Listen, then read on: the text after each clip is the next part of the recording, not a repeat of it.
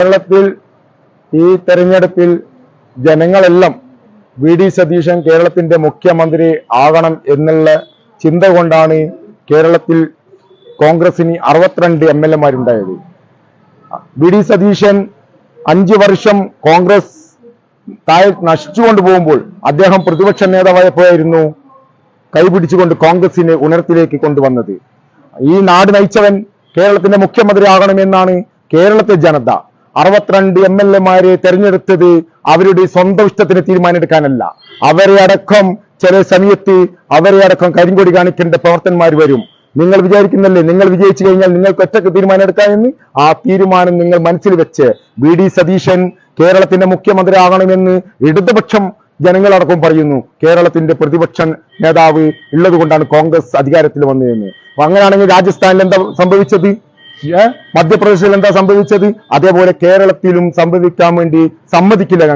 ഞങ്ങളൊക്കെ V D സതീശന്റെ group എന്നല്ല, ഞങ്ങൾ കോൺഗ്രസിന്റെ പ്രവർത്തകന്മാരാ, പോസ്റ്റ് ഒട്ടിക്കുന്നവരാ. ഞങ്ങള് കോൺഗ്രസിന് വേണ്ടി മുദ്രാവാക്യം വിളിച്ചപ്പോൾ തന്നെ ഞങ്ങൾ പറഞ്ഞു അത് വി ഡി സതീശൻ തന്നെ കേരളത്തിന്റെ മുഖ്യമന്ത്രിയാകാമെന്ന്. ആ വി ഡി സതീശനെ കോൺഗ്രസിനെ മൂലക്കിരുത്തിക്കാം എന്ന് വിചാരിച്ചു കഴിഞ്ഞാൽ അത് നടക്കില്ല. അത് കോൺഗ്രസിന്റെ പ്രവർത്തകന്മാര്, താഴെത്തട്ടിൽ പ്രവർത്തകന്മാര് കോൺഗ്രസ് പറയുന്നത് വി ഡി സതീശൻ കേരളത്തിന്റെ മുഖ്യമന്ത്രി ആവണമെന്നാണ്. ഹൈക്കമാൻഡ് തീരുമാനം വി ഡി സതീശനിക്ക് അനുകൂലമായി എടുക്കുന്നതാണ് ഞങ്ങളുടെയൊക്കെ സാധാരണ കോൺഗ്രസിന്റെ പ്രവർത്തകന്മാരുടെ ചിന്ത. അത് മാറ്റണം എന്നാണ് ഞങ്ങൾക്ക് പറയാനുള്ളത്.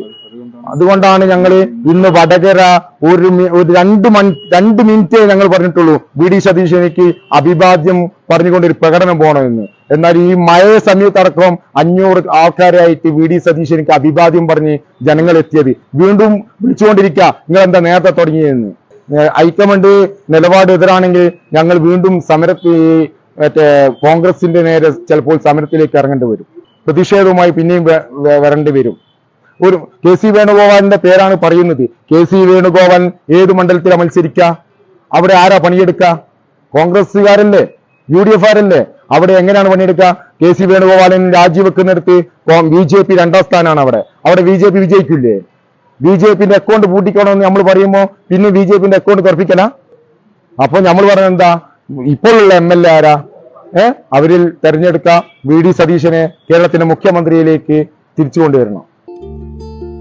വലിയ സന്തോഷങ്ങൾക്കിടയിൽ നഷ്ടപ്പെട്ടു പോകുന്ന ചില ചെറിയ ഇഷ്ടങ്ങളുണ്ട്. ബാല്യത്തിൽ എപ്പോഴോ എന്നോടൊപ്പം നടന്ന് എനിക്കൊപ്പം വളർന്ന ചില ഇഷ്ടങ്ങൾ. ആ ഇഷ്ടങ്ങൾ സ്വന്തമാക്കാൻ എന്നോടൊപ്പം എന്നും ഉണ്ടായിരുന്ന എന്റെ ഫാമിലി.